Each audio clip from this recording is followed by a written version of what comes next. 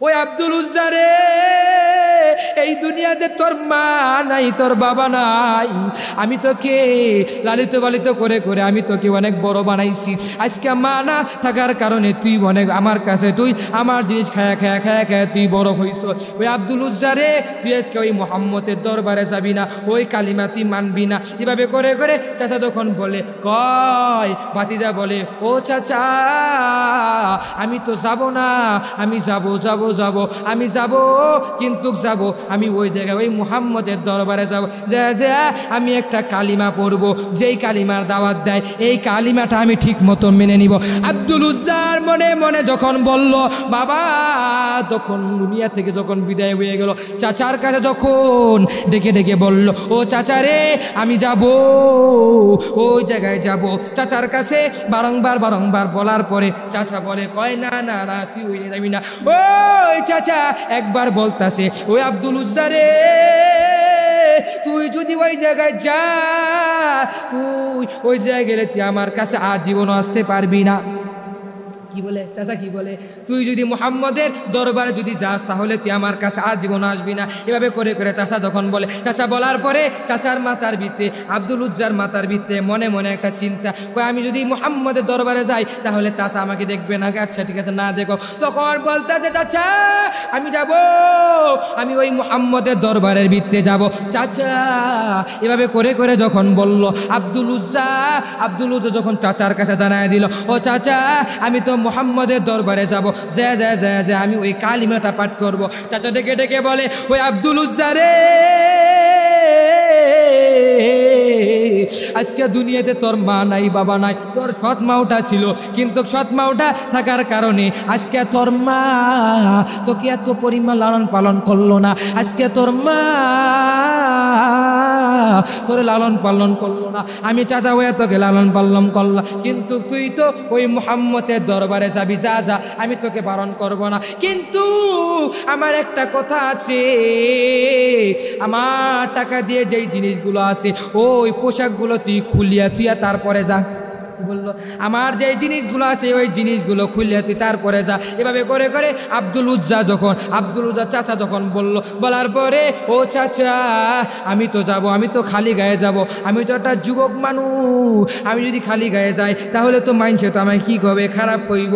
ও চাচা রে ওই জায়গায় যাব কিভাবে, চাচা রে ওই জায়গায় যাওয়ার কারণে, ও চাচা আমি তো খালি গায়ে যাবো, এটা তো মানুষ একটা দুষ্টামি করবে, এলাকার দেখলে তো আমার একটু খারাপ মনে করবে। চাচা রে আচ্ছা ঠিক আছে, কয় যদি তুই এই কাপড় না খুলো তাহলে তুই এই কাপড় নিয়ে মুহাম্মদের দরবারে যাইতে পারবি না। চাচা তখন এভাবে করে করে আব্দুল উজ্জাকে জানায় দিল। আব্দুল উজ্জা বলে, হাই রে আমার চাচা কি বলে, চাচাকে ডেকে বলে, ও চাচা আচ্ছা ঠিক আছে, আমি সব কিছুগুলো খুলিয়ে দিলাম। চাচাকে বলে কি, চাচা আমি সব খুলিয়ে দিব। আর চাচার কাছে কি, তার মাথার টুপিটাও খুলে দিল, পাঞ্জাবিটা কাপড়টাও খুলে দিল, সব খুলে দিল। পরনের যে লুঙ্গি আছে খালি এই লুঙ্গিটা থাকবে। আবার চাচা ডেকে ডেকে বলে,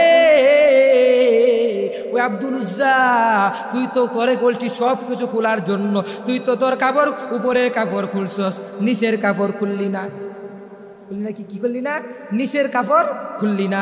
আব্দুল উজ্জার মাথার ভিতরে একটা টেনশন, চাচা গো আমার নিচের কাপড়টা যদি আমি খুলে দেই আমাকে তো একটা উলঙ্গ হয়ে যাইব।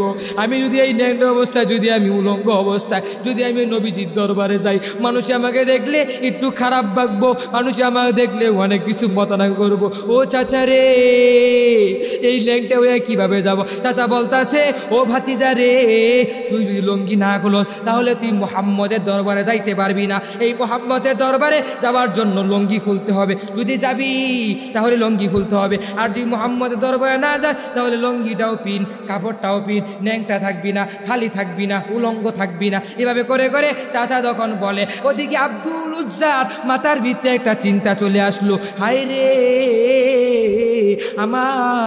আমার চাচা আমাকে ডেকে ডেকে বলতাছে, আমার চাচা আমাকে এত মায়া লাগায় দরদ লাগায় বলে, বলার পরে আমার চাচার খবরটা আমি ঠিক মতো শুনলাম। আচ্ছা ঠিক আছে, আমি চাচাকে খুলে খুলে সব বিদায় দিব। আব্দুল উজ্জা যখন লঙ্গি খোলা রাখে আমার রবের কাছে দোয়া করে, ও দয়ার মালিক এই দুনিয়াতে আমার মা নাই, আমার বাবাটাও নাই, আমি বড় এতিম, আমি বড় এতিম হয়ে গেলাম রে আল্লাহ। ও আল্লাহ গো, আজকে মুহাম্মদ নামে একটা মানুষ তোমার বন্ধু হিসাবে ওই মুহাম্মদের দরবারে আমি যাব, কিন্তু আমার চাচা আমার সব কাপড়গুলো খুললে খুললে নিতেছে। এভাবে করে করে আব্দুল উজ্জা যখন ওই আমার রবের কাছে যখন দোয়া করে, দোয়ার করার সাথে সাথে আব্দুল উজ্জা তার লুঙ্গিটা খুলে দিল। হে বান্দারা দেখো সাহাবাই কেরামের জিন্দগিটা কারো, তারা কত সুন্দর করে ইমানটাকে এত মজবুত করে রাখছে। তুমি আর আমি আমার টাকার কিনা ইমানটাকে বিক্রি করে দিয়ে দেয়। আজকে দেখো আমাদেরকে তুমি খেয়াল করে দেখো, আজকে দুনিয়াতে কতগুলো মানুষ আছে টাকার জুড়ে ইমানটাকে বিক্রি করে দেয়, ইমানটাকে বিক্রি করে দিয়ে দিয়ে চলে। আল্লাহ পাক রব্বুল আলামিন দুনিয়াতে 7 শ্রেণী বানাইছেন। কয় শ্রেণী বানাইছেন? 7 শ্রেণী বানাইছেন। 7 শ্রেণীর ভিতর থেকে 1 নাম্বার শ্রেণী হচ্ছে কি, প্রথম নাম্বার শ্রেণী হচ্ছে কি জানেননি? 1 নাম্বার শ্রেণী, এই শ্রেণীটা হচ্ছে কি জানেননি? যে ব্যক্তি ইমামে আদালত হতে পারবে। ইমামে আদালত কোনটা? ইমামে আদালত হচ্ছে আমি যে ইমাম সাহেব এটা তো না, আমি যে মসজিদের খতিব তেমনটা না। ও হুজুর আমি তো ইমাম সাহেব নয়, আমাকে তো ইমামে আদালত কিভাবে করতে হবে? ইমামে আদালত হচ্ছে ওটা দুনিয়াতে আল্লাহ তাআলা বলেন আমি আল্লাহ তাআলা 7 শ্রেণী মানুষকে বানাইছি। 1 নাম্বার মানুষ, যেই মানুষগুলো ইমামে আদালত হতে পারবে, ওই 7 শ্রেণী মানুষকে আমি আল্লাহ তাআলা ওই আরশে মুহাল্লার নিচে জায়গা করে দিব। আরশে মুহাল্লার নিচে জায়গা করে দিতে গেলে প্রথম নাম্বারটা হচ্ছে কি? 1 নাম্বার কোনটা? ইমামে আদালত হতে হবে। ইমামে আদালত কোনটা? ও হুজুর আমি তো ইমাম সাহেব হতে পারি নাই। ও হুজুর আমি ইমামে আদালত কিভাবে করতে হবে? ও দুনিয়ার মানুষেরা তোমরা শুনিয়া রাখো, ইমামে আদালত কোনটা জানুনি? ইমামে আদালত হচ্ছে ওটা, এই যে দুনিয়ার সামান্য যারা নেতারা আছে, সামান্য যারা নেতা ও দামি দামি নেতারা আছে, তোমরা তো ইমামে আদালত করতে হবে। বাপ পিতা মাতা যারা আছে সবাইকে ইমামে আদালত করতে হবে। এখন ইমামে আদালত কোনটা? ইমামে আদালত হচ্ছে ওটা আমার সন্তানটা 4 বছর ধরে ধরে প্রবাসীর ভিতরে আছে, ওই সৌদি আরবে আছে, আমার সন্তানটা প্রত্যেক মাসে মাসে মাসে মাসে টাকা পাঠায়। আমার 3 সন্তান, ওই 3 সন্তানকে আমার ডেকে ডেকে রাখতে হবে। 1 সন্তান বিদেশে থাকে, আরেক সন্তান বাংলাদেশে থাকে, আরেক সন্তান ঢাকাতে থাকে, আরেক সন্তান রংপুরে থাকে। এভাবে করে করে 3 সন্তান 3 জায়গায় আছে। আমার যেই কন্যাগুলো আছে এই কন্যাগুলো বাংলার জমিনে থাকে। দুনিয়ার মা বাবারা তোমরা শুনিয়া রাখা, আজকের এই বয়ানটা তোমরা খেয়াল করে শুনবা, আজকে এই নসিহতটা তোমরা খেয়াল করে শুনবা। আমার সন্তানটা 4 বছর ধরে ধরে যে বিদেশে আছে, প্রবাসীর ভিতরে আছে, এই সন্তানটা আমাকে আমার জন্য বিদেশ থেকে টাকা পাঠায়, টাকা পাঠাইয়া এই সন্তানটা আমাকে চলায়, আমার তার যেই ছেলে মেয়ে আছে সবাইকে চালায়, একসাথে চলে। আমি যখন সন্তানটার কাছে টেলিফোন করি, আমার সন্তানটা এই টেলিফোনটা ঠিক মতন ধরে আমি যখন বাবাকে বলি, ও বাবা আমার আজকে তুমি দেশে নাই, তুমি তো বসের ভিতরে, তুমি তো আসো, তুমি তো 4 বছর ধরে আমি তোমার মুখটা দেখি না। এই মোবাইলের ভিতরে ভিডিও কলের ভিতরে দেখি, মেসেঞ্জারের ভিতরে দেখি, ইউটিউবের ভিতরে দেখি এবং হোয়াটসঅ্যাপের ভিতরে দেখি, ইমোতে দেখি, ফেসবুকে দেখি, আমি তোমাকে এইগুলোর ভিতরে আমি তোমাকে দেখি। এই দুনিয়ার মানুষ তোমরা শুনিয়া রাখো, আজকের সামান্য আমার যেই সন্তানটা আছে এই সন্তানটা প্রবাসের ভিতরে চলে গেল।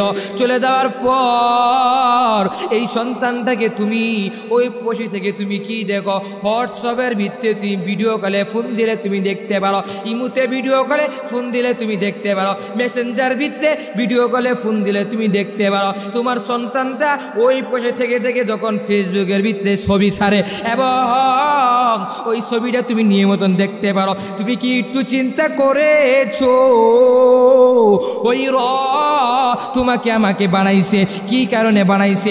আমি দুনিয়াতে সামান্য সেকেন্ডের সময় আমি দুনিয়াতে বাঁচবো নাকি? আমি হাকিম, এই যে এখন যে আমি মাহফিলের ভিতরে আসি, এখন যে আমি যে এই যে একটা সাপ্তাহিক মূল সেমিনারের ভিতরে যে আসি, এই যে মানুষকে দিনের দাওয়াত দেওয়ার জন্য বারংবার বলি, ও বান্দারা তোমরা সেকেন্ডে সেকেন্ডে, মিনিটে মিনিটে, ঘন্টায় ঘন্টায়, মাসে মাসে, সপ্তাহে সপ্তাহে, তোমরা প্রতিদিনই তোমরা ওই অন্ধকার কবরের কথা চিন্তা করবা। ও বাবারা, ওই রব তোমাকে বানাইছে কি কারণে? ওই রব তোমাকে এত মায়া লাগায়া বানাইলো, তোমাকে কত সুন্দর করে দুইটা চোখ দিয়েছে, তোমাকে কত সুন্দর করে কান দিয়েছে, তোমাকে কত সুন্দর করে জবান দ্বারা মুখ দিয়েছে, তোমাকে নাক দিয়েছে, হাত দিয়েছে, পা দিয়েছে। আমার মালিক তোমাকে কত সুন্দর করে সাজিয়ে দিয়েছে। বাবারা, তুমি কি আজকে চিন্তা করে দেখেছো? আজকে ঢাকায় যাও, কত মেডিকেলের ভিতরে তুমি যা দেখো, কত মেডিকেলের ভিতরে কত মানুষ ওই মেডিকেলের খাটের ভিতরে শুয়ে রয়েছে, হাত নাই, পা নাই, চোখ নাই, নাক নাই, কান নাই, অনেকের কোনো অঙ্গটা বিদায় হয়ে গেলেছে। ও বাবারা, আজকে তোরা তো ভালো মতন আসো, তাও তো আমার মালিকের উপরে তোরা শুকরিয়া আদায় করস না। এই যে প্রবাসীর ভিতরে যে 4 বছরের যে ছেলেটা আছে, এই ছেলেটা 4 বছর ধরে যে বিদেশে আছে, বাবাই ফোন দেয়, ও জাদু আমার,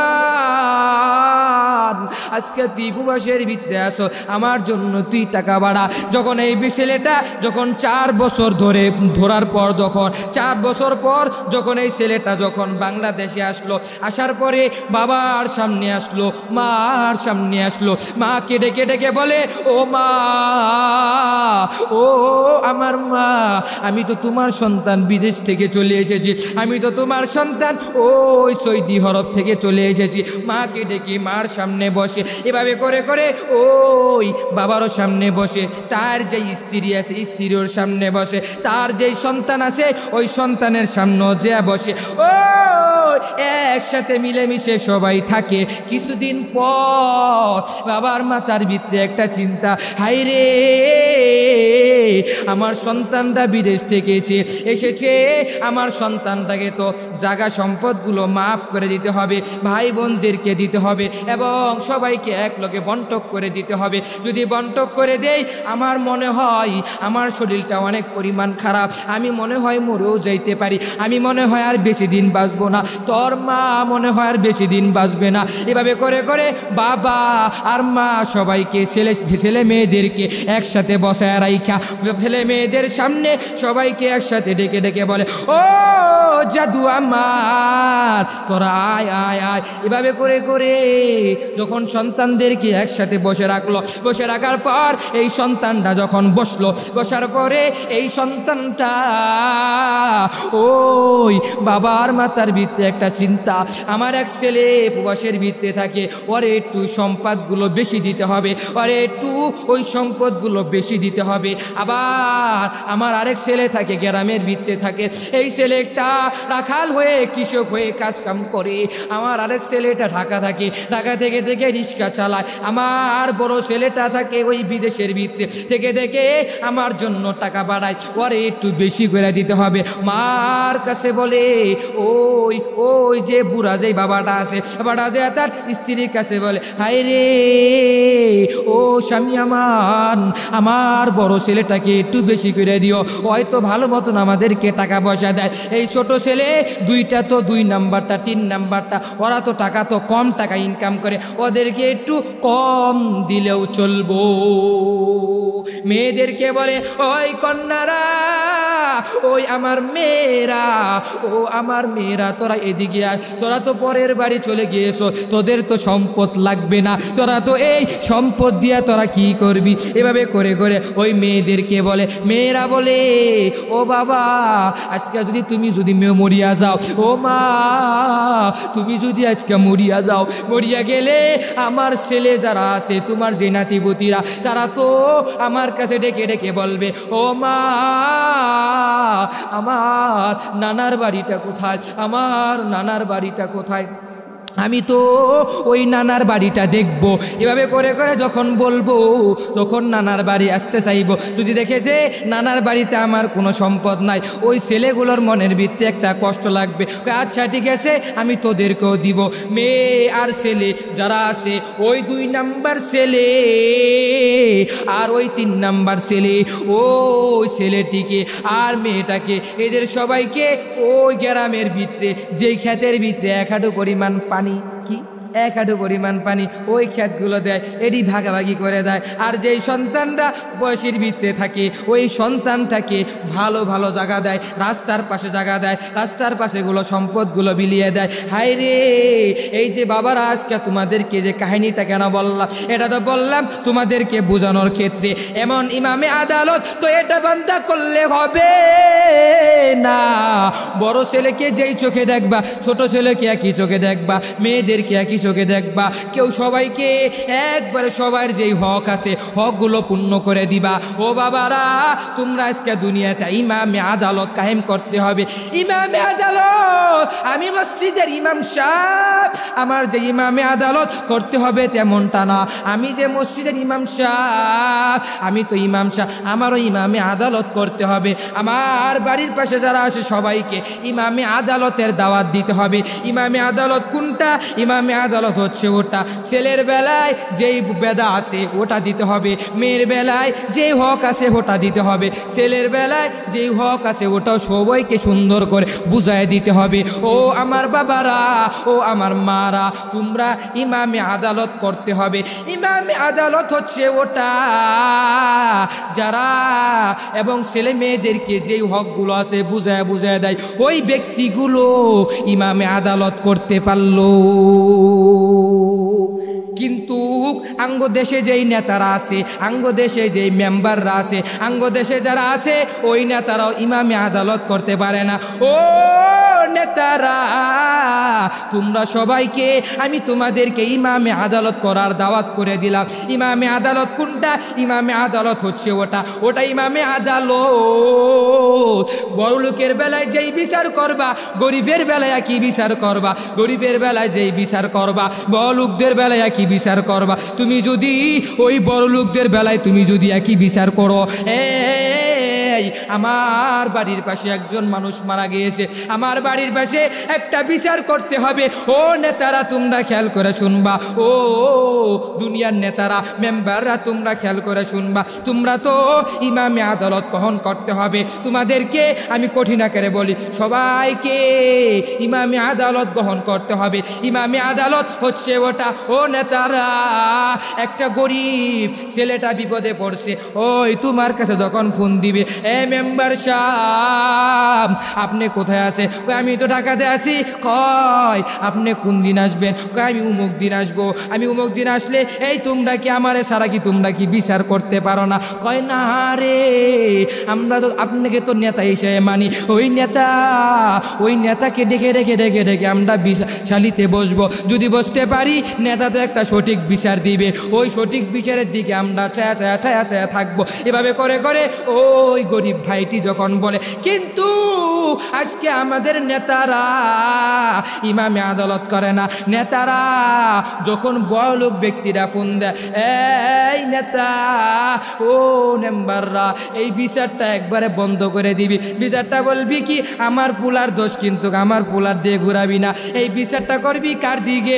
ওই গরিব সিগের দিকে বিচারটা ঘুরাই দিবি। না না, এটা তো ইমামে আদালত না। ইমামে আদালত কোনটা? বড় লোকের বেলায় যেই বিচার করবা, গরিবের বেলায় যেই বিচার করবা, বড় লোকদের বেলায় একই বিচার করবা। কিন্তু এটা হচ্ছে মাতবরদের বিচার, এটা হচ্ছে ইমামে আদালত। এটা হচ্ছে ইমামে আদালত যদি করে যেতে পাইতো তাহলে সম্পদের মায় আমার আল্লাহ তাআলা তোমাকে মায়া লাগে দরদ কইরা তোমাকে যে একটা চেয়ার দিল, গদি দিল, এই গদির একটা সম্মান আছে, ওই সম্মানটা তুমি যদি বজায় রাখতে পারো তাহলে তোমাকে প্রতিবারই তুমি নির্বাচন করলে পাশ করতে পারো। নাকি নির্বাচন করলে কি প্রতিবারই পাশ করতে পারবা। কিন্তু আমাদের দেশে যদি নির্বাচন যদি আসে, নির্বাচন আসলে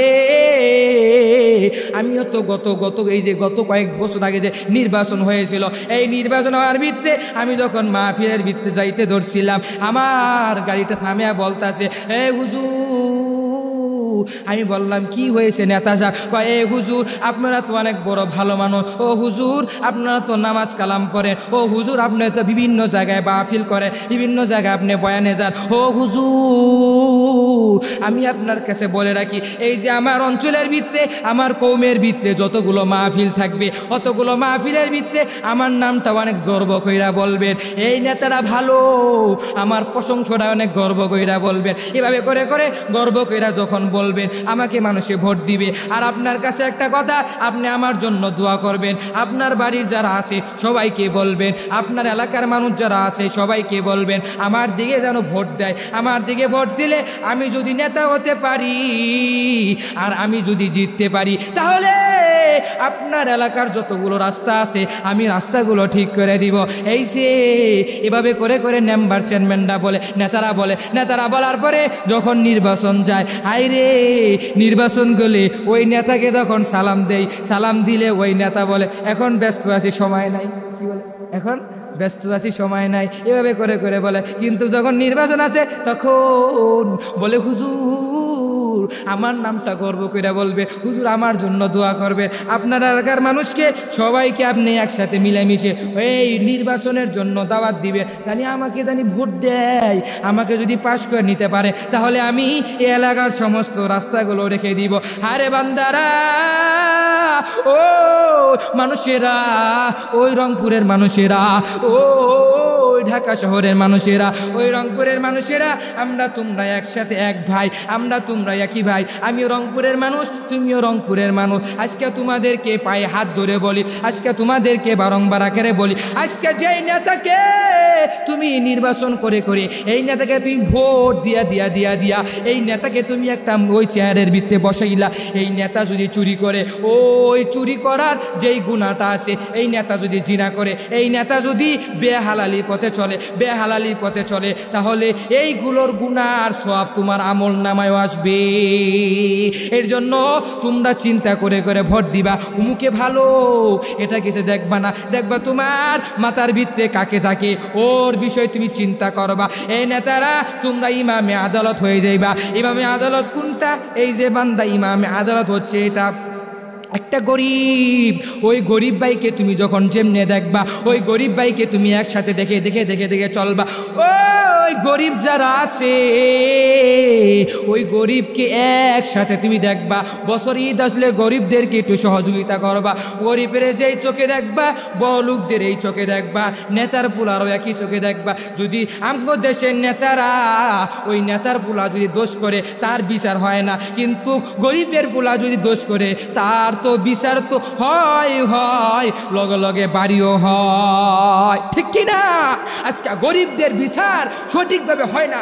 গরিব বিচার হইতো তাহলে আজকে মানুষ ইমামে আদালত কেমনে গ্রহণ করবে? ইমামে আদালত কোনটা? ইমামে আদালতটা গ্রহণ করার জন্য ইনসাফকে বর্জ্য করে চলতে হবে, ইনসাফ ওয়ালা হতে হবে। এই নেতারা তোমরা সাহায্য করে নিবা। তোমাদেরকে বারংবার অঙ্গীকার করে তোমাদেরকে বলি তোমরা একসাথে মিলে সহযোগিতা করবা, করে করে চলবা। ইমামে আদালত হতে হবে, ইমামে আদালতের পথে চলবা। যদি চলতে পারো তাহলে কামিয়াব হয়ে যাবে, কামিয়াব হবে।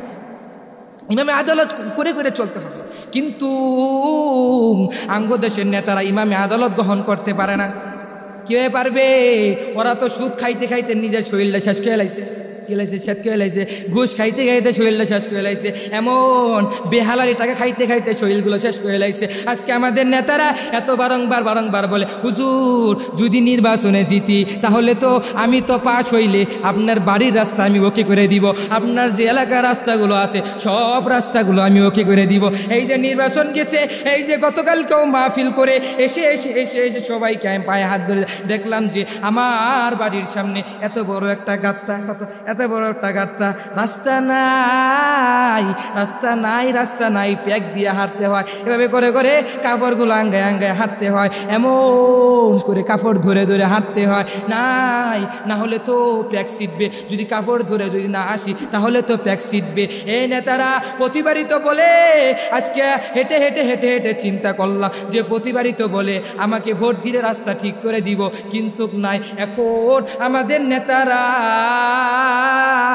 এতবার বলার পরও রাস্তা ঠিক করে না। কিন্তু আমাদের নেতারা, সব নেতা তো খারাপ না, কিছু আছে ভালো, এমন আল্লাহওয়ালা যারা আছে তারা তো ভালোই কাজ করে, আর যারা খারাপ তারা তো খারাপ কাজ করে। এই নেতারা কি করে, আজকে আঙ্গ দেশের ভিতরে এই যে আমার বাড়ির যেই রাস্তা আছে এই রাস্তাগুলো দেখা যায় একবারে বিধিকিচ্ছার মতন হয়ে গিয়েছে, নাই রাস্তাঘাট কোনো কিছুই নাই। কিন্তু বারে বারং বলার পর নেতাকে সামনের বছর ভোট দিতে বলে, আবার যদি ভোটের কথা বলে তাহলে বলবো রাস্তা দেওয়ার কথা কইছিলেন, রাস্তা কই, যখন বলবো কইব হুজুর আগামী বছর যদি পাস করি তাহলে ইনশাল্লাহ অবশ্যই রাস্তা পাওয়া যাইবে, এভাবে করে করে বলে। কিন্তু আমাদের নেতারা রাস্তা যখন সরকার থেকে টাকা নিয়ে আসে, টাকা নিয়ে আওয়ার পর আমাদের মেম্বার চেয়ারম্যানে না তারা চিন্তা করে এই যে রাস্তার টাকা আল্লাহ, হাইরে এখন তো রাস্তা করতে হবে, হাইরে এত টাকা পাইলাম, টাকা পাইয়া টাকার লোভ সহ্য করতে পারে না।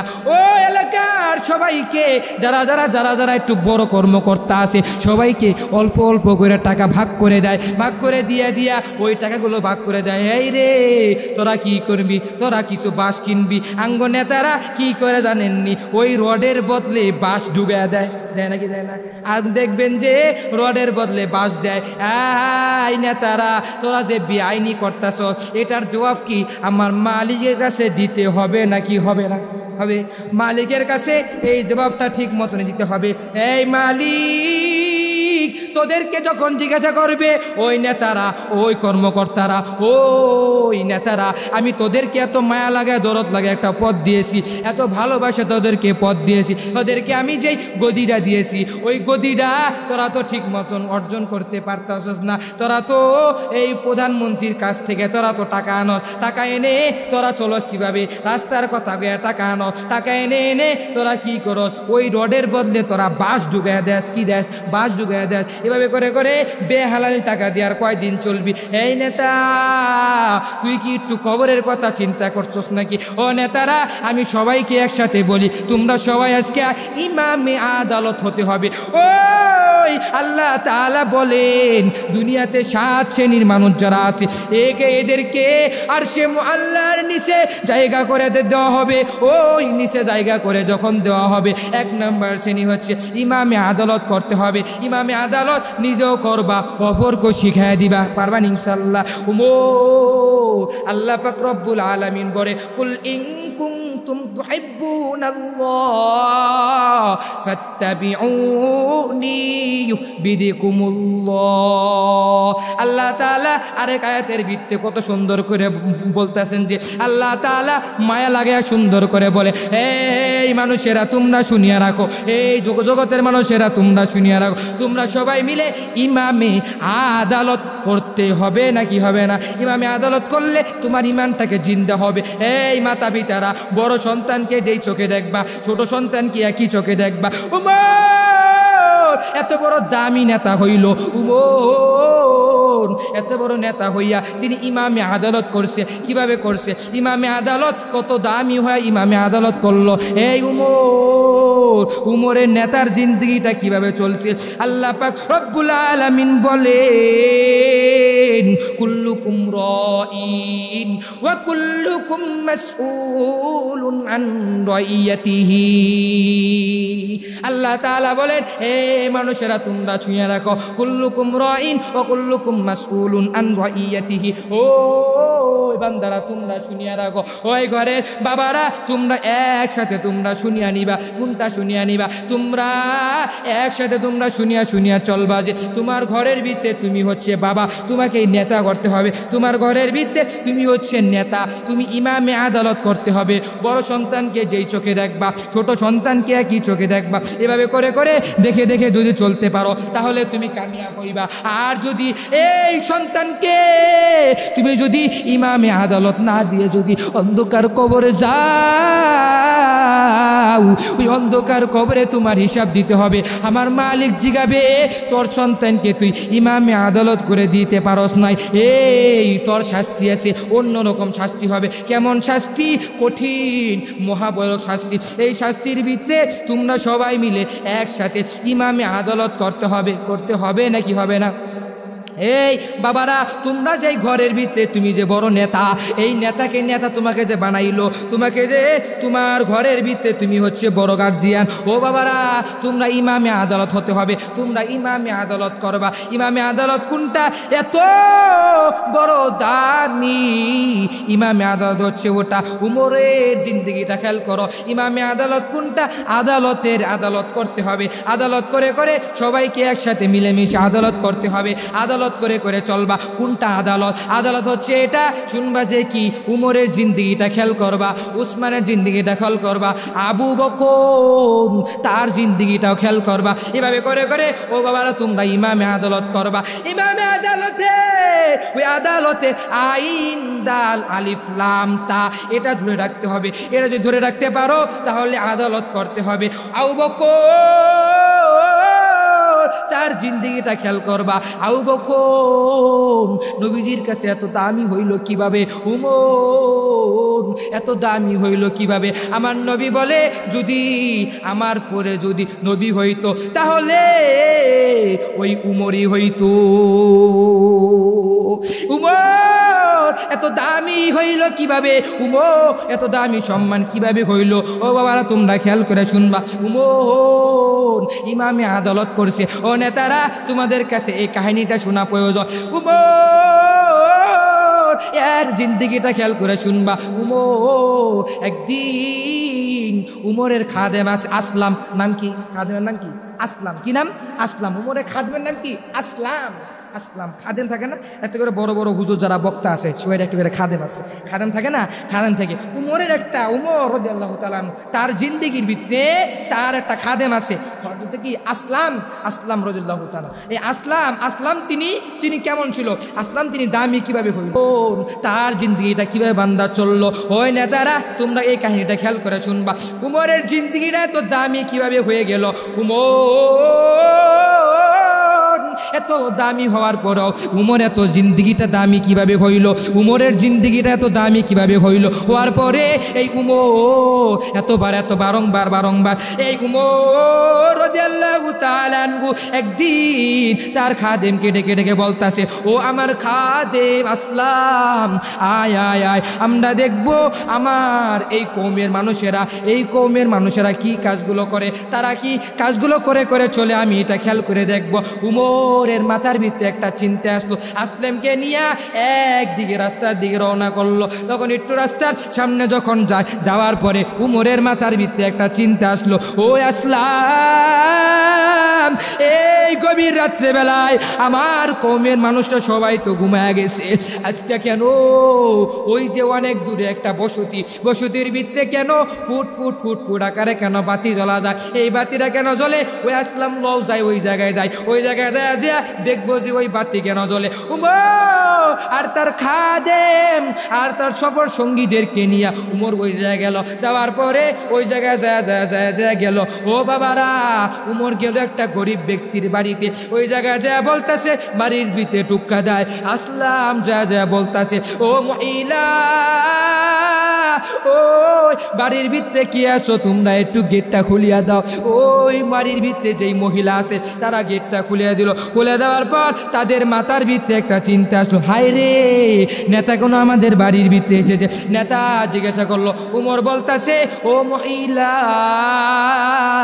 আজকে এই আমার কওমের মানুষরা সবাই তো ঘুমিয়ে গেছে, তোমরা কেন এখন পর্যন্ত ঘুমাও নাই? তোমাদের কি হয়েছে? তোমরা একটু আমাকে একটু বলিয়া দিবানি।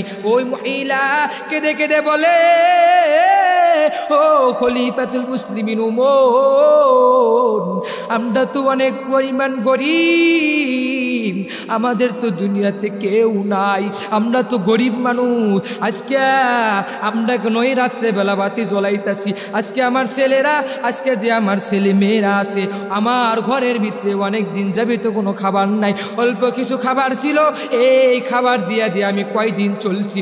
আজকে আমার ঘরের ভিতরে খাবার নাই। আমার স্বামীটা বাজারে গেছে, বাজারে যায় কোনো প্রকার কাজ পায় নাই, আমার স্বামীটা বাজারে যায় কোনো প্রকার আনতেও পারলো না।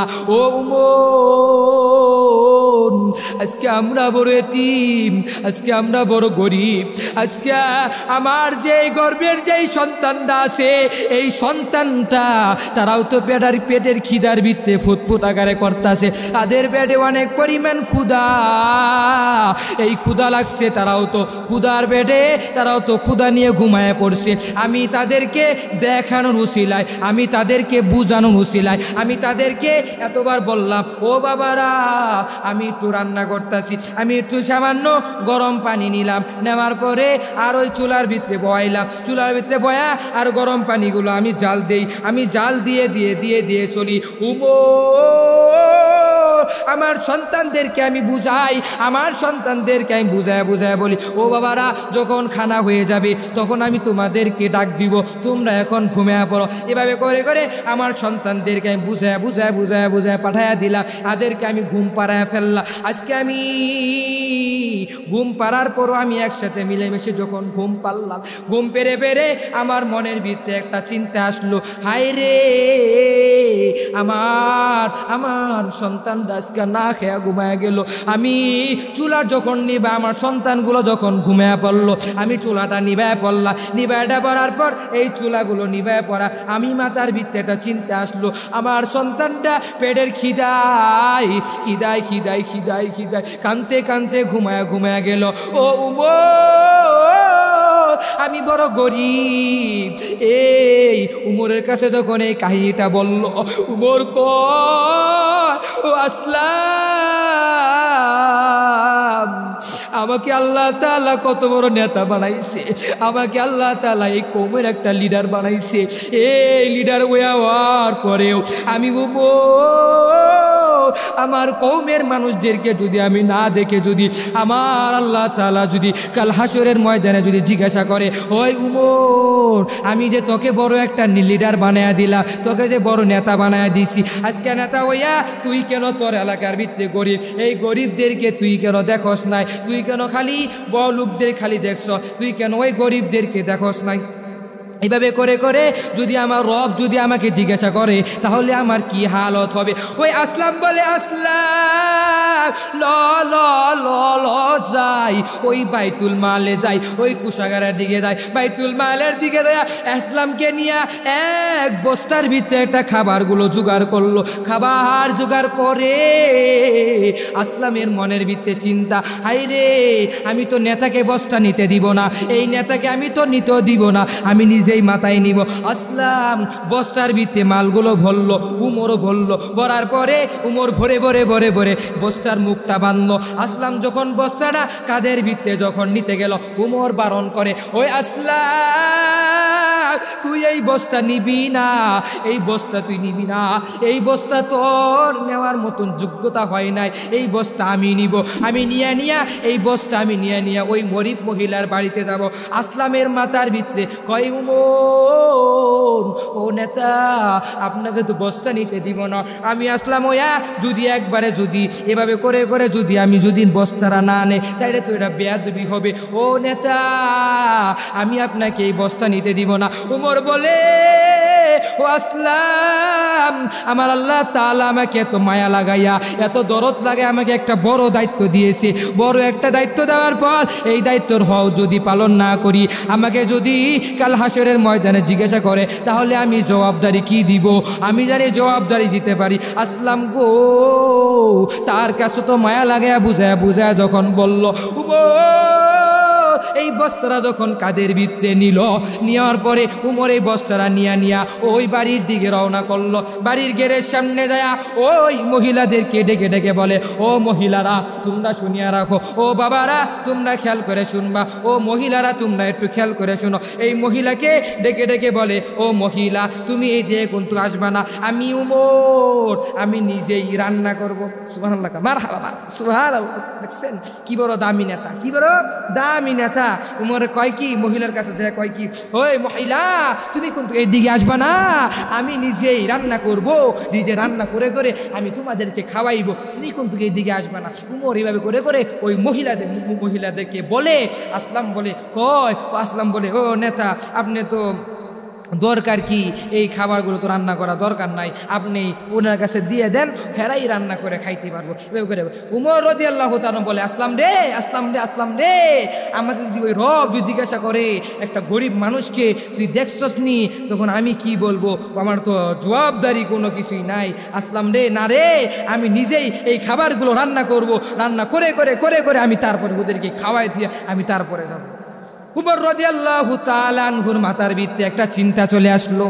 চিন্তা চলে আসার পর উমর রাদিয়াল্লাহু তাআলা আনহু ওই মহিলাদেরকে বলে, এই তোমরা ওই জায়গায় বসবা। আসলাম রে বলে, আসলাম তুই ওই জায়গায় বসবি, তুই আমার সাথে থাকবি না। উমর এভাবে করে করে করে করে যখন বলার পরে ওই উমর বলতাছে যে রান্না করে সুন্দর করে কাটা বাছা করিয়া একসাথে মিলায় মিলায় যখন খাওয়া দাওয়া করাইলো, খাওয়া দাওয়া করার পর উমরের মাথার ভিতরে একটা চিন্তা আসলো। উমর মনে মনে মনে মনে একটা চিন্তা করে যে খাবার তো রান্না করা সুন্দর করে করতাছি, করার পরে এই খাবার তো আমি সবাইকে খাওয়ায় টাওয়ায় তারপরে যাব। খাবার যখন রান্না করে ফেললো, রান্না করে ফেলার পর আসলামকে বলে, আসলাম তুমি সবাইকে একসাথে সুন্দর করে সিরিয়াল ধরায় বসায় দাও, ওই তোমরা একসাথে বসো। উমর ঠিক নিজেই খাওয়াইলো। আসলাম যখন খাবার দাবার যখন শেষ করে দিল, আসলাম উমরের দিকে একটু মায়া লাগায় চাইলো, দেখলো যে এই জীবনে আমার নেতা কি আমি দেখি নাই, তার এত সুন্দর দাড়ি,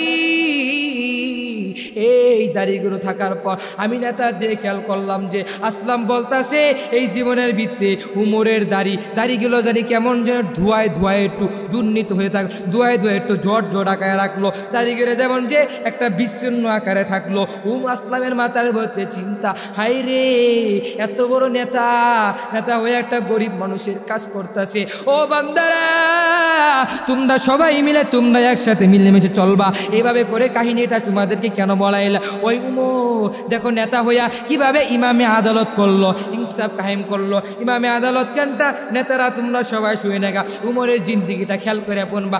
ওই উমর এত পরিমাণ দামি হওয়ার পরেও একটা গরিব মানুষের বাড়িতে গেল, যাওয়ার পরে ওই গরিব মানুষদেরকে একসাথে মিলেমিশে খাওয়াইলো, খাওয়া দাওয়া করে তারপরে উমর তার নিজের গন্তব্য জায়গায় চলে গেল।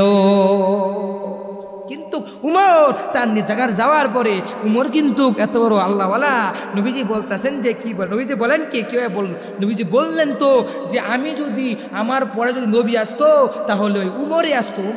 এত বড় দামি হয়ে গেল। আবু বকর এত দামি কিভাবে হলো, উসমান আলী তারা এত দামি হইলো কিভাবে? উমরের জিন্দিগিটা কেন তোমাদেরকে বারংবার বললাম, কেন বললাম তোমাদেরকে?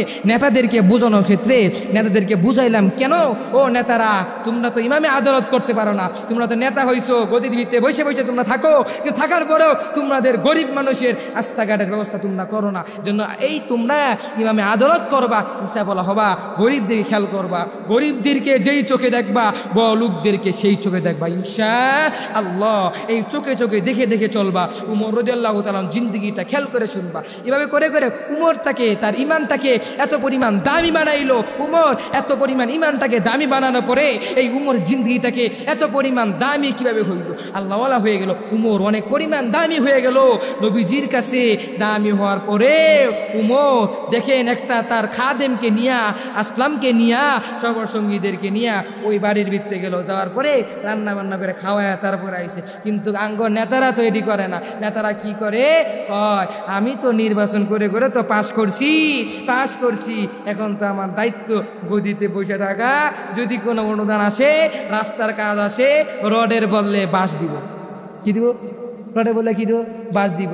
সত্যি কথা না মিথ্যে কথা? মিথ্যে কথা বলি নাই। আপনাকে এলাকা মানে নাই গিয়া মানে এমন, আপনাকে এলাকার নেতা এমন নাই গিয়া, আপনাকে এলাকার নেতা ভালো আছে। আপনাকে এলাকার নেতারা যে রাস্তাগুলো আছে সব রাস্তা মনে হয় ঠিক আছে। আমি যেদিক দিয়ে আইছি সব রাস্তাগুলো ঠিক আছে, কিন্তু ভিতরে কি আছে? ভিতরে কথা তো না জেনে তো বলা যায় না, ভিতরে তো না জেনে তো এগুলো তো বিশ্বাস করা যায় না। ভিতরে কি আছে এটা আপনারাই জানে। কিন্তু আমার এলাকায় নেতারা কাজ করে, আমার লাগে নেতারা কি করে না? কাজ করে না। নেতারা কোনো কাজ নাই। প্রতিবারই বলে যে হুজুর নির্বাচন হলে পাশ করলে রাস্তা করে দিমু, এত সুন্দর করে দিমু, একে ডালাই করে পিস করে সমস্ত করে দিমু। কিন্তু বাড়ির থেকে যখন বাইরে এই বড় গাত্তা প্যাকের ভিতরে মনে উল্টা মনে করে যাবো। আমি নিজেই বলবো গাড়ি কি, আমি নিজেই মনে করে যাবো করে চিন্তা লাগে। উমরের জিন্দেগিটা খেয়াল করে শুনবো। রাসূল সাল্লাল্লাহু আলাইহি ওয়াসাল্লামের এক সাহাবী, এই একটা সাহাবী ছিল এতিম সাহাবী। কি ছিল? এতিম সাহাবী। এই বান্দারা ইমানটাকে মজবুত করার জন্য দেখো এত পরিমাণ দামি কিভাবে হইল। রাসূল সাল্লাল্লাহু আলাইহি ওয়াসাল্লামের সাহাবীর নাম হচ্ছে কি? আব্দুল উজ্জা। কি আব্দুল উজ্জা। রাসূল সাল্লাল্লাহু আলাইহি সাল্লামের সাহাবী, এতিম সাহাবী। এই সাহাবী আব্দুল উজ্জা, একদিন আব্দুল উজ্জার মাটাও দুনিয়া থেকে বিদায় হয়ে গেল। বাবা আরেকটা বিয়া করেছে, আরেকটা বিয়া কইরা ওই যে সৎ মা আছে, সৎ মার কাছে আব্দুল উজ্জা অনেক লালন পালন করে একটু বড় হয়ে গেল। আব্দুল উজ্জার কিছুদিন পরে তার বাবাটাও দুনিয়া থেকে বিদায় হয়ে গেল। ওই সৎ মা ওই আব্দুল উজ্জাকে ডেকে বলে, ওই আব্দুল উজ্জা রে, আজকে তোর মা নাই, তোর বাবা নাই, আমি তো তোর সৎ মা। আরে আমার তো সন্তান তো দুনিয়া থেকে বিদায় হয়ে গেছে, আজকে তো আমি তোকে তো লালন পালন করতে পারবো না, আমি তো নিজেই খাইতে পারি না, তোকে কি খাওয়াবো? আব্দুল উজ্জার মাথার ভিতরে একটা চিন্তা আসলো। আব্দুল উজ্জার চাচার বাড়ির ভিতরে গেল। ও চাচা, আপনি আমাকে বলে দেন, আপনার কাছে আমি আসলাম। ও চাচা, আপনার কাছে আমি আসছি। চাচা গো, আমার তো মা নাই, বাবা নাই, আমার তো সৎমা। এই সৎমা তো নিজেই তো খাইতে পারে না, আমারে কিভাবে খাওয়াইব? তুমি একটু আমাকে লালন পালন করবা নাকি? চাচা বলে, ওই আব্দুল উজ্জা আয় আয় আয়, আমি তোকে লালন পালন করব। আব্দুল উজ্জার মাথার ভিতরে চিন্তা আসলো, আমার আল্লাহ তাআলা মনে হয় চাচাকে মনে হয় হেদায়েত নামক দৌলত দিয়ে দিয়েছে। চাচা হেদায়েত মনে পাওয়া গিয়েছে, চাচা মনে হয় হেদায়েত মনে হয়ে গিয়েছে। কিন্তু এই চাচা কি হিন্দু মূর্তি পূজা করতো? কি পূজা করতো? মূর্তি পূজা করতো। মূর্তি পূজা যখন করলো, করার পরে চাচা মূর্তি পূজা করে। আব্দুল উজ্জা চাচার কাছে থেকে বড় একটু লালিত পালিত হওয়ার পরে আব্দুল উজ্জা অনেক বড় হয়ে গেল। বড় হওয়ার পরে আব্দুল উজ্জার মাথায় টেনশন আসলো। কিরে, মানুষ খালি বলে যে কি বলে কি এলাকার মানুষ সবাইগুলো বলে যে এলাকার মানুষগুলো সবাই একসাথে বলে যে মোহাম্মদ, ওই মক্কার ভিতরে মদিনার ভিতরে মোহাম্মদ নামে একটা মানুষ আছে। এটা কে রে? এটা আবার কেডা? এরে তো চিনি না। এই বলে একটা কালিমার দাওয়াত দেয়, এই দাওয়াতের কাজটা তো আমার শুনতে হবে। একদিন আব্দুল উজ্জা চাচাকে পলে ফাঁকি দিয়ে চলে গেল। ওই মক্কার ভিতরে গেল। মক্কার ভিতরে মন তো যায় নাই, কিন্তু মক্কা তো অনেক পরিমাণ দূর। ওই মক্কার ভিতরে কিভাবে যাইব? আব্দুল উজ্জার মনের ভিতরে একটা চিন্তা আসলো যে আমার তো এই দুনিয়া তো মা নাই, বাবা নাই, কেউ তো নাই, দুনিয়া থেকে বিদায় হয়ে চলে গিয়েছে। দুনিয়া থেকে তখন বিদায় হয়ে চলে গেল যে আমার মাটাও দুনিয়া থেকে বিদায় হয়ে গেছে। আমার সৎ মা আছে, কিন্তু সৎ মাকে তো আমার লালন পালন করে না। আমার চাচার ঘরের ভিতরে থেকে আমি তো অনেক পরিমাণ বড় হইলাম। আব্দুল উজ্জার মাথার ভিতরে একটা টেনশন আসলো। টেনশন আসার পরে আব্দুল উজ্জা একদিন চাচাকে নিয়ে যখন খাবার টেবিলের ভিতরে যখন বসলো, চাচা ডেকে বলে, ওই আব্দুল উজ্জা কই রে? আয় আয় আয় আয়, আমরা একসাথে মিলে খাওয়া দাওয়া করি, আয় রে আয় রে।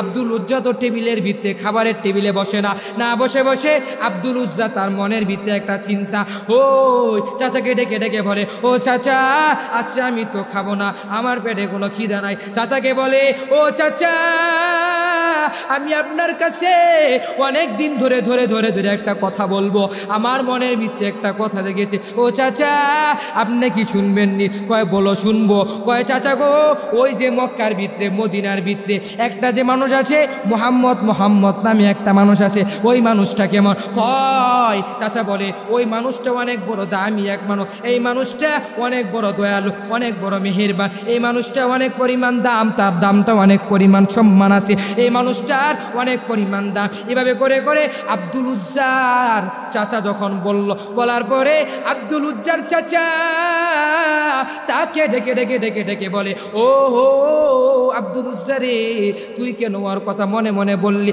কয় আমি এর কথা কেন কেন মনে মনে বলছি? উনি বলে, হয় একটা মনে হয় কালিমার দাওয়াত দেয়, ওই কালিমাটা তো আমার শিখতে হবে। চাচা বলে, ওই আব্দুল উজ্জা রে, এই দুনিয়াতে তোর মা নাই, তোর বাবা নাই, আমি তোকে লালিত পালিত করে করে আমি তোকে অনেক বড় বানাইছি। আজকে মা না থাকার কারণে তুই অনেক আমার কাছে, তুই আমার জিনিস খায়া খায়া খায়া খায়া তুই বড় হইস। ওই আব্দুল উজ্জা রে, তুই আজকে ওই মোহাম্মদের দরবারে যাবি না, ওই কালিমা তুই মানবি না। এভাবে করে করে চাচা যখন বলে, কয় ভাতিজা বলে, ও চাচা আমি তো যাব না, আমি যাব যাব যাব আমি যাব, কিন্তু যাব আমি ওই জায়গায় ওই মুহাম্মদের দরবারে যাব, যা আমি একটা কালিমা পড়বো, যেই কালিমার দাওয়াত দেয় এই কালিমাটা আমি ঠিক মতো মেনে নিব। আব্দুল উজ্জার মনে মনে যখন বলল বাবা, তখন দুনিয়া থেকে যখন বিদায় হয়ে গেল, চাচার কাছে যখন ডেকে ডেকে বলল, ও চাচা রে আমি যাব, ওই জায়গায় যাব। চাচার কাছে বারংবার বারংবার বলার পরে চাচা বলে, কয় না না না তুই ওই যাবি না। ওই চাচা একবার বলতাছে, ওই আব্দুল উজ্জা রে, তুই যদি ওই জায়গায় যা, তুই ওই জায়গায় গেলে তুই আমার কাছে আজীবন আসতে পারবি না। কি বলে চাচা, কি বলে? তুই যদি মুহাম্মদের দরবারে যদি যাস তাহলে তুই আমার কাছে আজীবন আসবি না। এভাবে করে করে চাচা যখন বলে, চাচা বলার পরে চাচার মাথার ভিতরে, আব্দুল উজ্জার মাথার ভিতরে মনে মনে একটা চিন্তা, কই আমি যদি মুহাম্মদের দরবারে যাই তাহলে চাচা আমাকে দেখবে না। আচ্ছা ঠিক আছে, না দেখো। তখন বলতে যে চাচা আমি যাব, আমি ওই মুহাম্মদের দরবারের ভিতরে যাব চাচা। এভাবে করে করে যখন বলল আব্দুল উজ্জা যখন চাচার কাছে জানায় দিল, ও চাচা আমি তো মুহাম্মদের দরবারে যাব, যা আমি ওই কালিমাটা পাঠ করব। চাচা ডেকে ডেকে বলে, ওই আব্দুল উজ্জা রে, আজকে দুনিয়াতে তোর মা নাই বাবা নাই, তোর সৎ মাওটা ছিল, কিন্তু সৎ মাওটা থাকার কারণে আজকে তোর মা তোকে এত পরিমাণ লালন পালন করলো না, আজকে তোর মা তোর লালন পালন করলো না। আমি চাচা হয়ে তোকে লালন পালন করলাম, কিন্তু তুই তো ওই মুহাম্মদের দরবারে যাবি, যা আমি তোকে বারণ করব না, কিন্তু আমার একটা কথা আছে, আমার টাকা দিয়ে যেই জিনিসগুলো আছে ওই পোশাকগুলো তুই খুলিয়া তুইয়া তারপরে যা।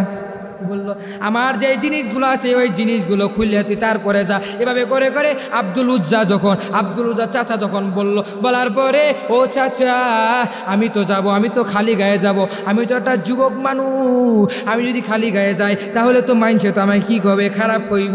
ও চাচা রে, ওই জায়গায় যাব কিভাবে? চাচা রে, ওই জায়গায় যাওয়ার কারণে, ও চাচা আমি তো খালি গায়ে যাবো, এটা তো মানুষ একটা দুষ্টামি করবে, এলাকার দেখলে তো আমার একটু খারাপ মনে করবে। চাচা রে, আচ্ছা ঠিক আছে, কয় যদি তুই এই কাপড় না খুলো তাহলে তুই এই কাপড় নিয়ে মুহাম্মদের দরবারে যাইতে পারবি না। চাচা তখন এভাবে করে করে আব্দুল উজ্জাকে জানায় দিল। আব্দুল উজ্জা বলে, হাই রে, আমার চাচা কি বলে? চাচাকে ডেকে বলে, ও চাচা আচ্ছা ঠিক আছে, আমি সব কিছুগুলো খুলিয়ে দিলাম। চাচাকে বলে কি, চাচা আমি সব খুলে দিব। আর চাচার কাছে কি, তার মাথার টুপিটাও খুলে দিল, পাঞ্জাবিটা কাপড়টাও খুলে দিল, সব খুলে দিল। বোনের যে লুঙ্গি আছে খালি এই লুঙ্গিটা থাকবে। আবার চাচা ডেকে ডেকে বলে, ওই আব্দুল উজ্জা তুই তো তোরে বলছিস সব কিছু খোলার জন্য, তুই তো তোর কাপড় উপরের কাপড় খুলছস, নিচের কাপড় খুললি না। খুললি না, কি করলি না? নিচের কাপড় খুললি না। আব্দুল উজ্জার মাথার ভিতরে একটা টেনশন, চাচা গো আমার নিচের কাপড়টা যদি আমি খুললে দেই আমাকে তো একটা উলঙ্গ হয়ে যাইব। আমি যদি এই ন্যাংরা অবস্থায়, যদি আমি উলঙ্গ অবস্থায় যদি আমি নবীজির দরবারে যাই, মানুষ আমাকে দেখলে একটু খারাপ ভাববো, মানুষ আমাকে দেখলে অনেক কিছু মতানা করবো। ও চাচা রে, এই ল্যাংটা হয়ে কিভাবে যাব? চাচা বলতাছে, ও ভাতিজা রে, তুই যদি লঙ্গি না খোলো তাহলে তুই মুহাম্মদের দরবারে যাইতে পারবি না। এই মুহাম্মদের দরবারে যাওয়ার জন্য লঙ্গি খুলতে হবে, যদি যাবি তাহলে লঙ্গি খুলতে হবে। আর যদি মুহাম্মদের দরবারে না যাস তাহলে লঙ্গিটাও পিন, কাপড়টাও পিন, ন্যাংটা থাকবি না, খালি থাকবি না, উলঙ্গ থাকবি না। এভাবে করে করে চাচা যখন বলে মুহাম্মদের, ওদিকে আব্দুল উজ্জার মাথার ভিতরে একটা চিন্তা চলে আসলো, হায় রে আমার চাচা আমাকে ডেকে ডেকে বলতাছে, আমার চাচা আমাকে এত মায়া লাগায় দরদ লাগায় বলার পরে আমার চাচার খবরটা আমি ঠিক মতো শুনলাম।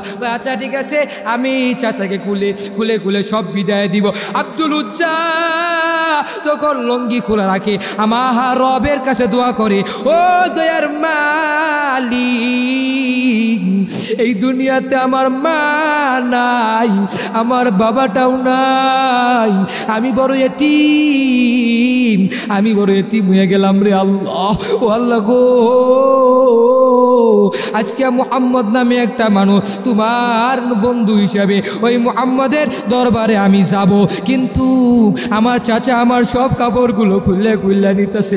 আল্লাহ গো, উপরের কাপড়গুলো খুলে দিলাম, আজকে আমি নিচের কাপড়টা আল্লাহ খুললে দিলাম। এভাবে করে করে আব্দুল উজ্জা যখন ওই আমার রবের কাছে যখন দুয়ার করার সাথে সাথে আব্দুল উজ্জা তার লুঙ্গিটা খুলে দিল।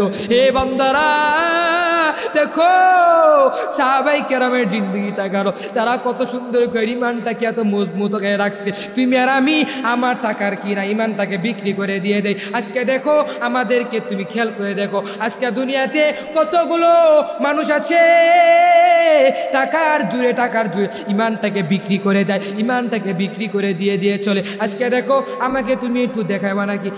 তোমরা যারা আছো, তোমরা সবাই কাছে আমার প্রশ্ন, কি প্রশ্ন জানেননি? আজকে আপনারা দুনিয়ার ভিত্তে দেখেন কতগুলো মানুষ আছে, হিন্দু থেকে কতগুলো মুসলমান হয়েছে, আর মুসলমান থেকে কতগুলো হিন্দু হয়েছে, এগুলো অ্যাভেলেবেল। তোমরা কি আমাকে দেখাইতে পারবা না? হিন্দু আমাদের উলামায়ে কেরামের নসিহতি বয়ান কইরা আল্লাহ তাআলা যদি হিন্দুকে হেদায়েত দিয়ে থাকে, আল্লাহ ওয়ালাদের কথা শুনা তারা অনেক হিন্দুগুলো মুসলমান হয়ে যায়, কিন্তু অতি কম মুসলমান হিন্দু হয়। ঠিক কি? মুসলমান অতি কম কি হয়? হিন্দু হয়। কিন্তু অ্যাভেলেবেল মুসলমান হয়ে গেল, হিন্দু থেকে হইল মুসলমান, কিন্তু মুসলমান হিন্দু কি দুনিয়াতে কমই আছে, কিন্তু হিন্দু থেকে মুসলমান হয়েছে এরা অ্যাভেলেবেল, এটা দুনিয়াতে দেখা। আপনাদের এলাকায় এই যে আমি গাড়ি দিয়ে যখন আসলাম, আসার পরে দেখলাম যে আপনাদের এলাকায় হিন্দু আসেনি নাকি? নাই?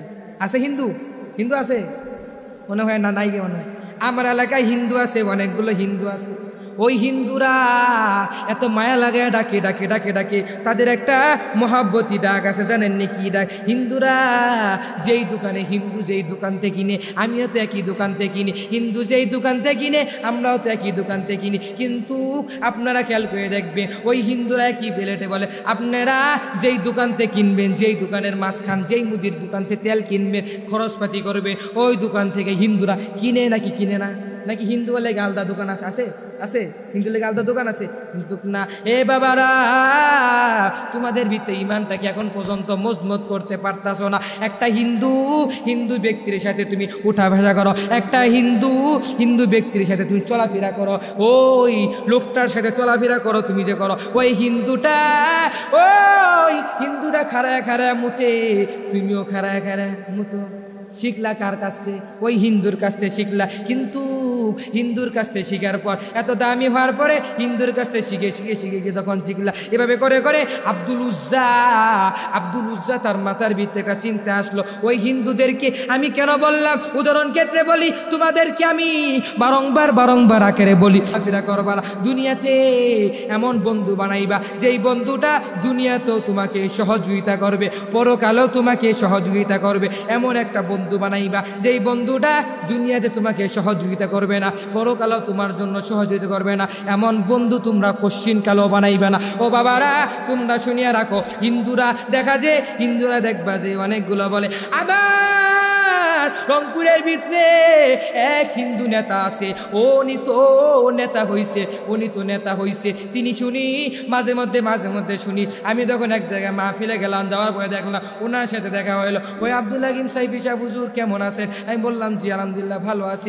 এভাবে করে বললাম। যখন ওই হিন্দু ব্যক্তিরা আসলো, আসার পরে হিন্দু ব্যক্তিরা যখন কথা বললো, দেখলাম যে ওই হিন্দু ব্যক্তিরা দেখলাম যে ওই নেতা দেখলাম যে কত সুন্দর করে উমরের কিচ্ছা কাহিনী বলে, কত সুন্দর করে উসমানের কিচ্ছা কাহিনী বলে, কত সুন্দর করে আবু বকরের কিচ্ছা কাহিনী বলে। এভাবে করে কিচ্ছা কাহিনীগুলো বলতে থাকে, এভাবে করে ওই কিচ্ছা কাহিনীগুলো বলে। হাই রে, এত সুন্দর করে মানুষদেরকে বুঝায় দেয়। আমিও সূরা ফাতিহা পড়ি, উনিও দেই সূরা ফাতিহা কয়। আমিও সূরা কত সুন্দর করে মধুর কণ্ঠে তেলাওয়াত করি, উনিও কত সুন্দর করে মধুর কণ্ঠে তেলাওয়াত করে। হাই রে, হিন্দু কিভাবে উপকূলা পড়ে। হাই রে, কত হিন্দুগুলো আছে কত সুন্দর করে দেখবা যে ওই যে ভারতের মোদী সরকার, ওই মোদী সরকারের দিয়ে খেয়াল করবা, মোদী সরকারের দাড়িগুলো কত সুন্দর আছে না?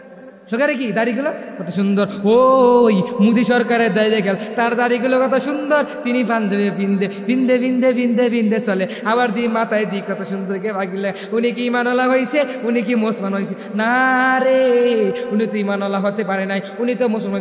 ওনার ভিতরে হেদায়েত দৌলত ঢুকে নাই। উনি যদি হেদায়েত হইতো তাহলে সব কিছু ফেলে সব ওই মূর্তি পূজা ফেলে তিনি আল্লাহর পথে আসতো। উনি তো হেদায়েত হতে পারে না। কিন্তু ওই যে মনে আসেনি নমরুদ, ওই যে কারণ তারাও তো আমার নবী কত পরিমাণ অত্যাচার করেছে, এত পরিমাণ কাফেররা মুশরিকরা আমার নবী এত পরিমাণ বিরোধিতা করে সবাইকে জানায় দিত, ওই মানুষেরা তোমরা শুনিয়া নাও, তোমরা ওই মুহাম্মদের দরবারে যাইবা না, ওই মুহাম্মদ তো পাগল, ওই পাগলের দরবারে যাইবা না। কিন্তু সারাদিন মুহাম্মদকে পাগল বলে, যখন সন্ধ্যা হয়ে যায় ওই মুহাম্মদের তেলাওয়াত শোনার জন্য ওই কাফের রাজা সিরিয়াল দইরা খাড়ায়া থাকে। সুবহানাল্লাহ। আমার নবীজির তেলাওয়াত এত পরিমাণ মধুর। এই যে আব্দুল উজ্জা, ওই যে আব্দুল উজ্জার যে কাহিনীটা আছে বান্দারা খেয়াল করে শুনবা। আব্দুল উজ্জা যায় কি বলল? আব্দুল উজ্জা তার মনের ভিতরে একটা চিন্তা আসলো, হয় রে আমার চাচাটা আমাকে নবীর থেকে বিদায় করে দিব, আমার লুঙ্গিটাও খুলে দিতে হবে। কাপড়টা উপরে কাপড় খুলে দিলাম, নিচের কাপড়টা খুলে দিলাম। আব্দুল উজ্জা ওই ন্যাংটা হইয়া ওই যে তার যে সৎমাটা আছে সৎমার দরবারে যায়, সৎমার দরবারে যায় মাকে ডাকে, ও আমার মা তুমি একটু গেটটা গুলো। মাকে বারংবার আকারে ডাকে। ডাকার পরে আব্দুল উজ্জা যখন মাকে ডাকলো, ওই সৎমা যখন গেটটা খুললো, গেটটা খোলার সাথে সাথে ওই সৎমা দেখলো যে আব্দুল উজ্জার হালতটা খুব ভালো না, আব্দুল উজ্জার হালতটা কিন্তু ভালো না।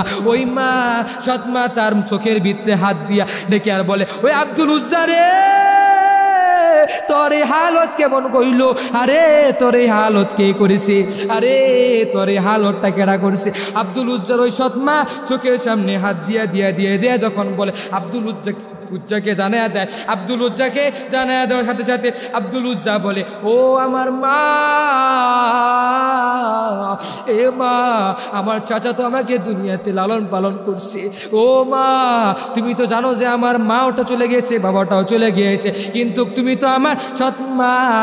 আমি তোমার দরবারে আসার কারণ জানো কি? কারণ হচ্ছে একটা, আমি তোমার কাছে এসেছি, তুমি আমাকে একটা কাপড় দিবা, এই কাপড় দিয়ে আমি ঢেকে ওই মুহাম্মদের দরবারে যাব। মাকে যখন বলে, ওই মা বলে, সৎ মা বলে, ওই আব্দুল উজ্জা রে, আমার তো কোনো কাপড়ই নাই, কাপড় তো কোনো কিছুই নাই, কিন্তু আমার কাছে একটা কম্বল আছে, এই কম্বলটা নিবানি। এই কম্বলটাকে আব্দুল উজ্জার সামনে ভাগ করলো। ভাগ কইরা আব্দুল উজ্জা এইভাবে করে তার লজ্জা স্থানের ভিতরে কাপড়টা দিয়ে ধরলো। দিয়ে ধরার পর ওই আব্দুল উজ্জা দিয়ে চলে গেল, ওই মুহাম্মদের দরবারে গেল। যাওয়ার পরে মুহাম্মদের দরবারে যায়, যখন দরবারে ওই মসজিদ নববীর গেটের সামনে গেল, যাওয়ার পরে দেখলো যে ওই পয়গম্বর, ওই নবী আমার, তিনি দেখলো যে ওই সাহাবাই কেরামদেরকে নিয়ে একসাথে মিলেমিশে ইবাদতের বন্দেগী জিন্দেগির আলোচনা করতেছে। সাহাবাই কেরামদেরকে নিয়ে এই বয়ানের ভিতরে বসছে। ওদিকে মুহাম্মদের চোখটা হঠাৎ করে ওই গেটের সামনে চলে আসার পর আমার নবীজি ডেকে ডেকে বলে, ওই গেটের বাইরে কে রে? ওর চেহারা দেখা যায় একটু পাগলের মতন দেখা যায়, মাথার চুলগুলো যেমন যেন খস্ক খস্ক, তার মুখটা জানি কেমন, তার শরীরটা কি পরিমাণ ধুলা দিয়া করে ময়লা হয়ে গিয়েছে। ওই আব্দুল উজ্জা দেখলো, যেভাবে করে করে যখন দেখলো নবীজি আব্দুল উজ্জার হালত যখন দেখলো, নবীজি তো জানে না যে ওটা যে আব্দুল উজ্জা। নবীজি তার মাথার ভিতরে চিন্তা আসলো, কয় কে রে? গেটের বাইরে আসো, আসো আসো আসো আমার দরবারে। কত পাগল, এই পাগলগুলো আমার দরবারে আসবে, কোনো অসুবিধা নাই, কোনো অসুবিধা নাই, আমার দরবারে সব এক সমান, কোনো পাগল তো এক সময়। আসরে আয় রে, আয় রে, আয় রে, তুই কে রে? আয়। এভাবে করে করে যখন নবীজির সামনে যখন আব্দুল উজ্জা গেল, আব্দুল উজ্জা দেওয়ার পরে ওই আব্দুল উজ্জা নবী জিজ্ঞাসা করে, ওই তুই কে রে? তোর পরিচয়টা কি? আব্দুল উজ্জা বলে, আমার দুনিয়াতে মা নাই, আমার দুনিয়াতে বাবা নাই, আজকে আমি বাবা হারা মা হারা হয়ে গেলাম। আবার আমার একটা সৎ মা ছিল, এই সৎ মারও নিজেও চলা পারে না, আমাকে আমার চাচার দরবারে পাঠিয়ে দিল। দরবারে পাঠিয়ে দেওয়ার পর আমার চাচার দরবারে যখন গেল, দেওয়ার পরে আমার চাচার দরবারে গেল, আমি চাচার দরবারে যে লালন পালন লালিত পালিত হইলাম। লালিত পালিত হওয়ার পরে আমার চাচা যখন চাচার কাছে বললাম, ও চাচা গো, ওই যে মক্কার ভিতরে, ওই যে মদিনার ভিতরে মোহাম্মদ নামে একটা মানুষ আছে, ওই মানুষ একটা ইসলামের দাওয়াত দেয়, কালিমার দাওয়াত দেয়, এই দাওয়াতের কাজগুলো করব। চাচার কাছে যখন এভাবে করে করে করে করে যখন চাচার কাছে বললাম, চাচার কাছে বলার পর অনেক কিস্সা কাহিনী আছে। ও মুহাম্মদ, আপনি আমাকে বলে দেন, ও নবী আমার, এই দুনিয়াতে সব কিছু ছেড়ে আপনার দরবারে চলে এসেছি। নবী বলে, ও ভাই, তোর নামটা কি? আমার নামটা হচ্ছে আব্দুল উজ্জা। আল্লাহু আকবার, আল্লাহু আকবার। আব্দুল উজ্জা তার ইমানটাকে এত দামি বানায়া ওই নবীজির দরবারে গেছে। দেখছেন নি কত মুসিবত আইছে, সব ফেলায় থিয়া আব্দুল উজ্জা চলে গেল বাড়ির দিকে, বাড়িঘর সব ফেলায় থিয়া নিজের চাচাকে রেখে চলে গেল, সৎ মারা রেখে চলে গেল। এবং যাওয়ার পরে নবীজির দরবারে যখন গেল, নবীজির দরবারে যায় আব্দুল উজ্জা বলে, কয় এই মোহাম্মদ যখন জিজ্ঞাসা করলো, আব্দুল উজ্জা রে, তোর কাছে যে একজন যে আসলো, তুই যে আসলি, তোর নামটা কি? আমার নামটা হচ্ছে আব্দুল উজ্জা। আব্দুল উজ্জা রে, তুই যে আমার দরবারে এসেছো, এই দরবারে কে গরিব কে বড় লোক এটা আমি দেখি না, এটা আমি কোনোদিনও সবাই এক সমান। এভাবে করে করে আব্দুল উজ্জাকে যখন মুহাম্মদ যখন বলল, এই আব্দুল উজ্জার কাছে ডেকে ডেকে বলে, এই সাহাবাই কেরামরা তোমরা সবাই শুনে রাখো, এই আব্দুল উজ্জাকে সুন্দর করে তোমরা রেখে রেখে রাখবা, দেখে দেখে তোমরা রাখবা, আব্দুল উজ্জাকে সুন্দর করে লালন পালন করে রাখবা। আব্দুল উজ্জা তাকে ডেকে ডেকে বলে, ওই আব্দুল উজ্জা রে, তুই যে আমার দরবারে এসেছো, সব কিছু ছেড়ে ছেড়ে তুই এসেছো, ওরে আহলে সুফা নামে একটা জায়গা আছে, ওই জায়গার ভিতরে নিয়ে যাবি। ও সাহাবাই কেরাম, তোরা ওরে দেখে রাখবি। আসলে ঠিক আছে আব্দুল উজ্জা, আজকে তুই যে এত বড় দামি হইলি, তোর ইমানটাকে এত বড় ইমান পাওয়ার বানাইলি, আমি মুহাম্মদ হইয়া আমি ওই নবীজির বরকত মুখ দ্বারা, ওই নবীজির বরকত মুখ জবান দ্বারা আব্দুল উজ্জার জন্য একটা নাম রেখে দিল। আব্দুল উজ্জার কাছে কি নাম ডাকছে জাননি?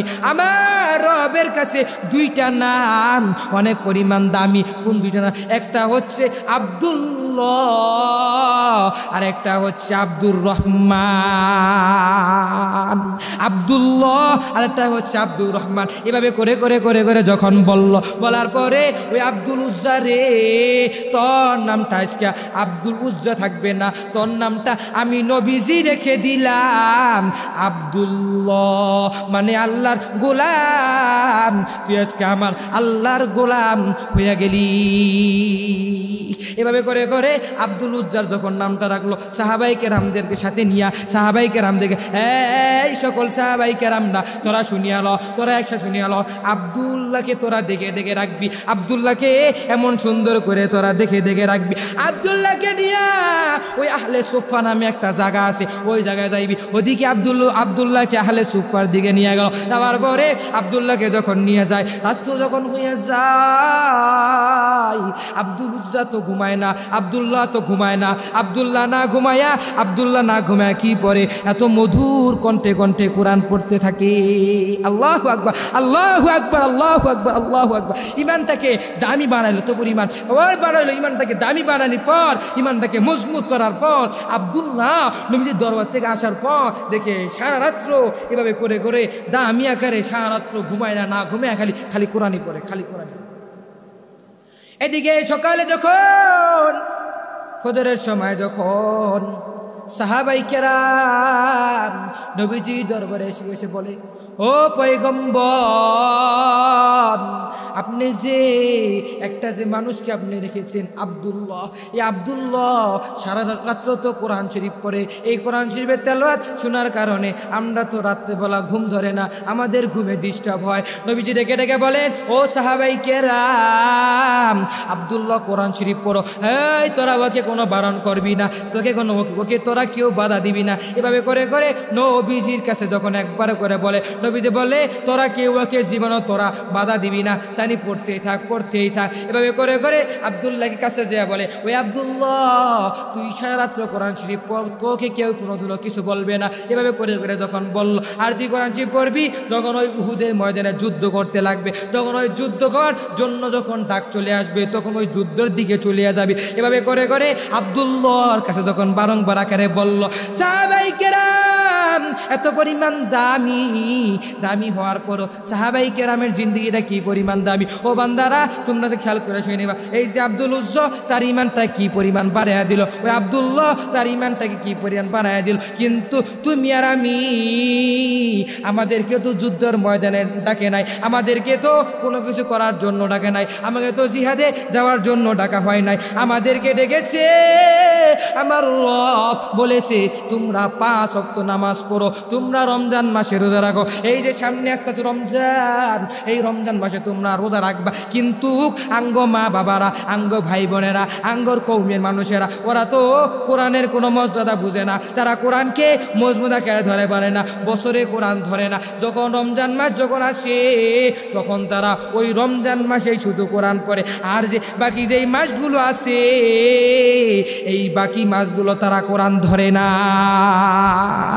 এই কোরআনের মর্যাদা তিনি কেমনে বলবে? ও হুজুর, আমার ঘরের ভিতরে বরকত হয় না কেন? বড় ভিতরে বরকত হয় না। ও হুজুর গো, আমার স্বামী তো বড় ইনকাম করে, টাকাও জমায়, এত টাকা বেতন পায়, তাও ঘরের ভিতরে বরকত আসে না কেন? বরকত আসে না। ও বাবারা, প্রতিদিন সকালে তোমার যে সন্তানেরা আছে, তোমার যে ওয়াইফ আছে, তোমার যেই বউ আছে, তাদেরকে তুমি একসাথে বুঝায় বলবা, সবাই তোমরা ফজরের নামাজ পড়বা, ফজরের নামাজ পড়ে তারপরে তোমরা রান্না কর, ফজরের নামাজ পড়ে আমল করবা, সূরাতুল আয়াতুল কুরসি পাঠ করবা এবং হাসরের শেষ 3 আয়াত পাঠ করবা। এভাবে করে করে পাঠ করবা, ইয়াসিন সূরাও পাঠ করবা, আমলগুলো করবা, আমলগুলো করে করে ওই অন্ধকার কবরের সামনা যুগে তারপরে যাইবা। এভাবে করে করে সকালবেলা যে আমল আছে, জোহরের টাইমে যে আমল আছে, আসরের টাইমে যে আমল আছে, মাগরিবে যে আমল আছে, ওই আমলগুলো তোমরা ঠিক মতো পালন করবা। পালন করে করে তুমি চলতে পারো, তাহলে ওই ঘরের ভিতরে আমার রব বরকত দিবে। সুবহানাল্লাহ।